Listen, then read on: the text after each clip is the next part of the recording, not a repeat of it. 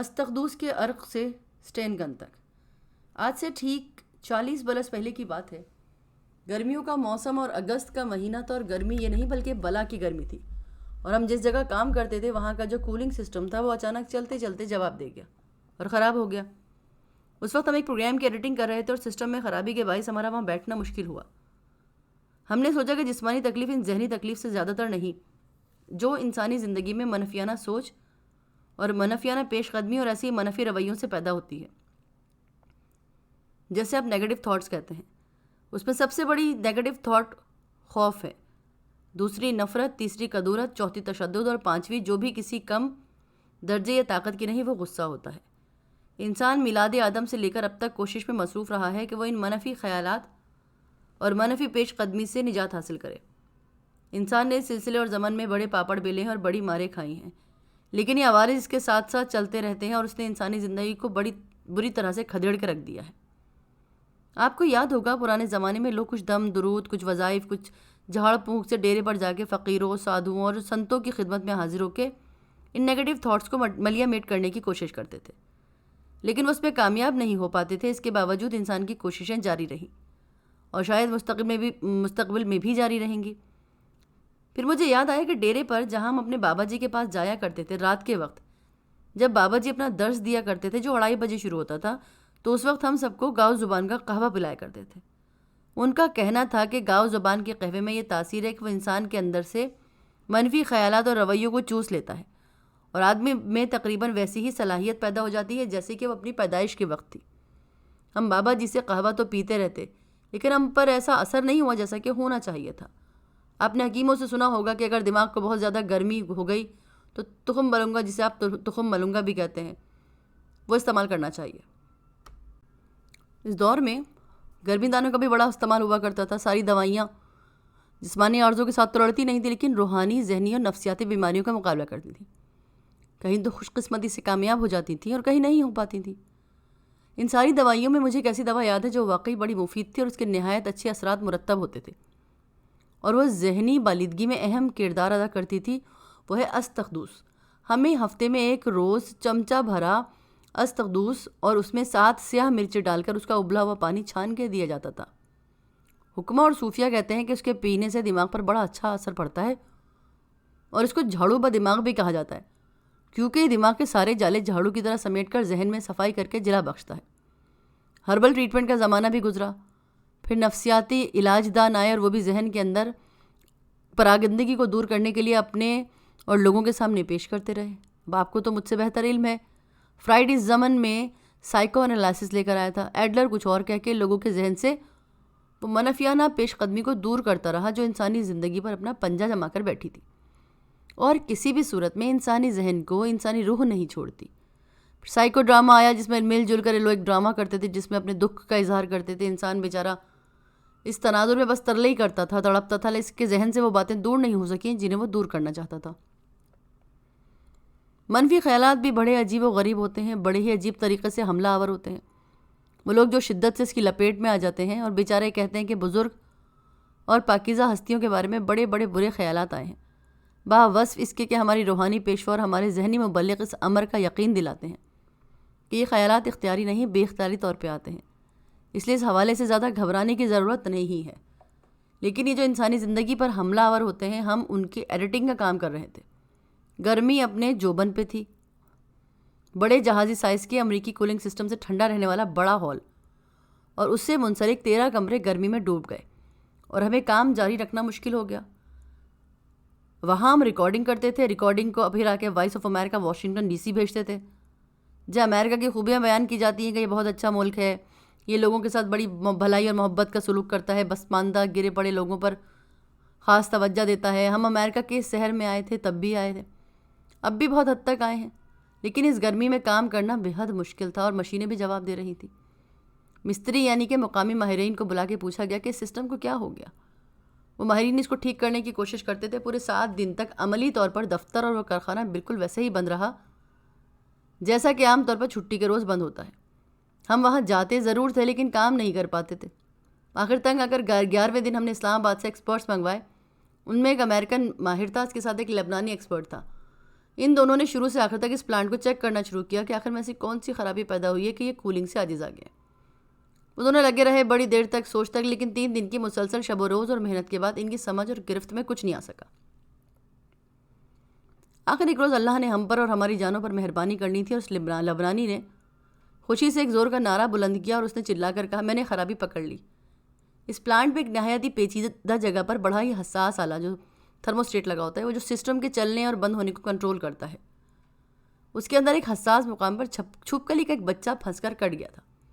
اس کی نرم اور نازک ہڈیاں ساری مشین کے اندر پیوست ہو گئی تھیں، اور اس ایک چھپکلی کے بچے نے سارے پلانٹ کو روک رکھا تھا۔ تو اب مجھے یاد آتا ہے جب میں زندگی کے بڑے مراحل طے کرنے کے بعد آخری سفر کو روانہ اور گامزن ہوں کہ جس طرح ایک معمولی سی چھپکلی اتنے بڑے پلانٹ کو روک لیتی ہے کہ انسان کا بس نہیں چلتا، اسی طرح نفرت، کدورت اور منفی سوچ انسانی چھپکلی کی طرح زندگی میں پھنس کر کسی نہ کسی طرح انسان کی ساری زندگی ویسے روک لے گی۔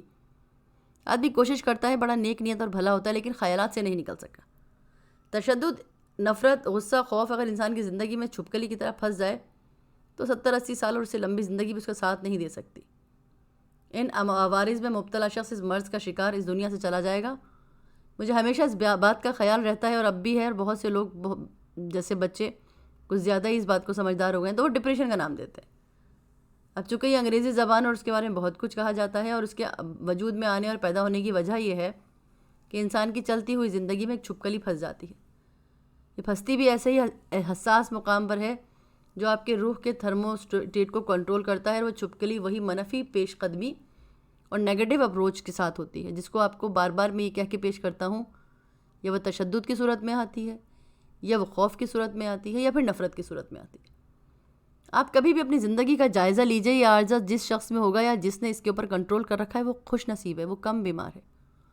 کچھ نہ کچھ خرابی تو ہر آدمی میں ہوتی ہے، لیکن جو آدمی اپنے غصے، اپنے تشدد، نفرت، ان تمام چیزوں کو کنٹرول نہیں کر سکتا، وہ جسمانی عارضے میں زیادہ بلکہ روحانی اور نفسیاتی عارضے میں زیادہ مبتلا ہوتا ہے۔ ہم ایک بار تھر پار کر کے ریگستان میں تھے اور جیپ پر محو سفر تھے۔ ریت میں جیپ آہستہ آہستہ حرکت کر رہی تھی۔ ریت میں ایک گاڑی کا چلنا خاصا محال ہوتا ہے، اور وہاں کے ماہر ڈرائیور ہی اسے چلا سکتے ہیں۔ آدھا ڈیزرٹ عبور کر کے ہم اسلام کوٹ پہنچے۔ وہاں ہمارے میزبان مکھی نہال چند سدھو ہمارا انتظار کر رہے تھے۔ شام کے وقت جب میں اور ممتاز مفتی سیر کے لیے نکلے تو ہمیں وہاں پر عجیب و غریب طرز کی 2 چیزیں نظر آئیں۔ ایک تو یہ کہ کھلے ریگستان میں جگہ جگہ ٹینٹ لگے تھے، اور ان میں بڑے ہی خوبصورت پیارے پیارے بچوں والے خاندان تھے، اور نہایت کڑیل نوجوان اور مرد تھے، اور عورتیں چونکہ لمبا گھونگھٹ نکال رکھی تھی تو ان کے بارے میں ہم کس وثوق سے نہیں کہہ سکتے تھے کہ وہ کس طرح کی تھی۔ بہرحال ان ٹینٹوں کے آگے، اس کارواں کے آگے خیمہ زن تھا جو ایک چھوٹا سا کچا گھر تھا۔ اس کے باہر ایک پرانی پیٹی جیسے آموں کی ہوتی ہے، اور اس پہ پرانی مسفاق سے لال رنگ میں جامعہ اشرفیہ رکھا تھا۔ میں نے ممتاز مفتی صاحب سے کہا کہ اس مقام پر اتنی دور میں جامعہ اشرفیہ کہاں سے آ گیا؟ ہم نے کچا مکان کھٹکھڑایا، ایک صاحب نکلے۔ ہم نے کہا جناب آپ کا گھر جو ہے وہ جامعہ اشرفیہ کیوں ہے؟ اس کا نام لکھا ہوا ہے۔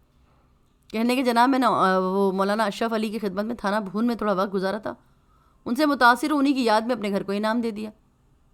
ہماری بڑی باتیں ہوئی ان کے ساتھ۔ آخر میں ممتاز مفتی صاحب نے پوچھا کہ جناب دل میں طرح طرح کے خیالات آتے ہیں، جس میں منفی خیالات بہت ہوتے ہیں۔ اب ان خیالات میں الگ الگ بری باتیں بھی ہوتی ہیں۔ اب کچھ ایسی باتیں جو مجھے بھی بری لگتی ہیں، کچھ ایسی باتیں جو لوگوں کو ناگوار گزرتی ہیں۔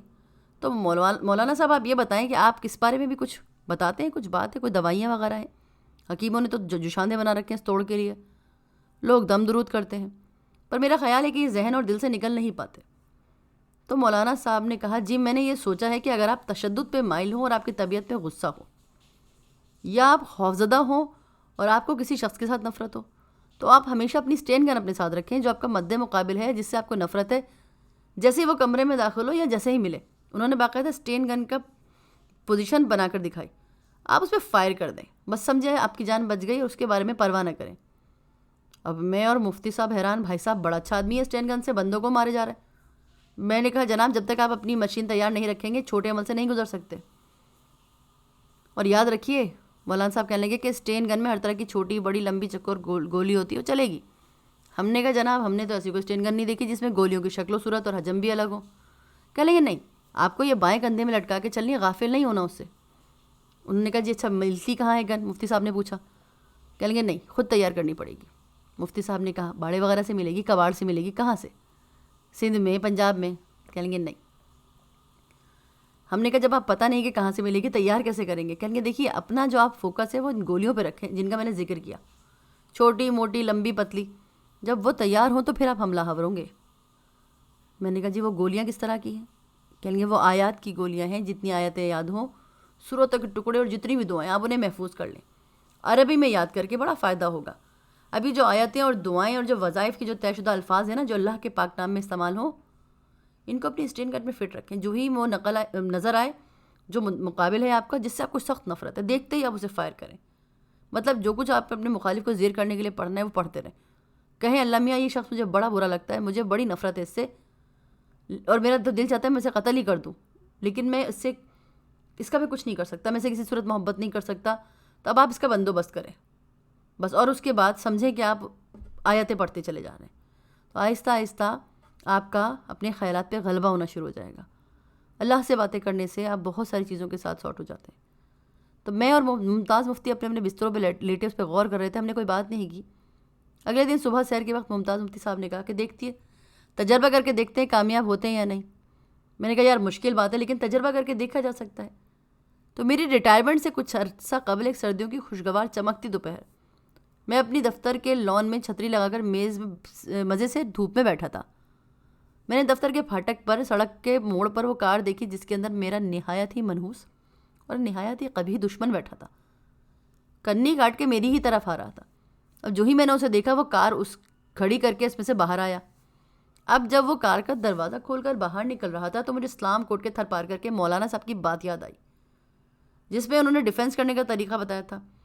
جناب میں تو اچھل کے کھڑا ہوا، پوزیشن لی، میرا ہاتھ اسٹین گن کی طرح. میں نے فٹافٹ اور آیتیں اور درود پڑھنا شروع کیا اور دل میں کہا کہ اللہ میاں یہ مجھے بالکل پسند نہیں.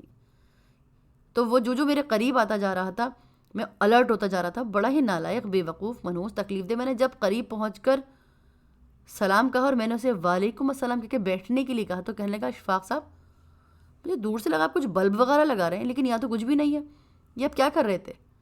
آپ یقین کیجئے کہ میرا آدھے سے زیادہ غصہ دور ہو چکا تھا اور انشاءاللہ باقی بھی ختم ہو جائے گا کیونکہ میرے اسٹین گن میں کچھ تو دعائیں اور دولیاں باقی تھیں نا. تو ایسے ہی آہستہ آہستہ وہ بیٹھ گیا. بات یاد کرنے لگے، پرانی باتیں بھول، نئی باتیں نکل آئیں. پھر میں نے صحرا میں رہنے والے مولانا صاحب کی بات یاد کی. خدا ان کی عمر دراز کرے، شاید وہ بھی حیات ہوں. تو میں نے آنے والے شخص سے کہا دیکھیے مولانا صاحب نے ایسا اچھا نسخہ بتایا ہے کہ اتنی دیر آنے والے صاحب جو مجھے ہمیشہ اذیت اور تکلیف دیتے تھے میرے سامنے بیٹھے تھے اور میری طبیعت پہ بوجھ نہیں پڑ رہا تھا جس قدر مجھے پہلے پڑتا تھا. چنانچہ اب زندگی میں جب بھی موقع ملتا ہے میں اس حوالے سے خوش قسمت ہوں اور مجھے ان بابوں نے بڑی آسانیاں عطا کی ہیں. یہ بابیں ہوتے ہی ہیں جن سے انسان پوچھتا رہتا ہے. آپ بھی پوچھتے رہا کریں کسی نہ کسی سے کہ جناب مجھے یہ مسئلہ ہے، مجھے یہ تکلیف ہے، اس کا کیا سد باب کیا جائے. تو میں اس تقدوس کے عرق سے لے کر اپنی اسٹین گن چلانے تک جتنی بھی عمر گزاری ہے اس میں سے کافی آسانیوں میں سے گزر گیا ہوں. اور میری آرزو ہے اور آپ بھی میرے ساتھ اس دعا میں شریک ہوں کہ اللہ مجھے آپ کو آسانیاں عطا فرمائے اور آسانیاں تقسیم کرنے کا مزید شرف عطا فرمائے. اللہ حافظ.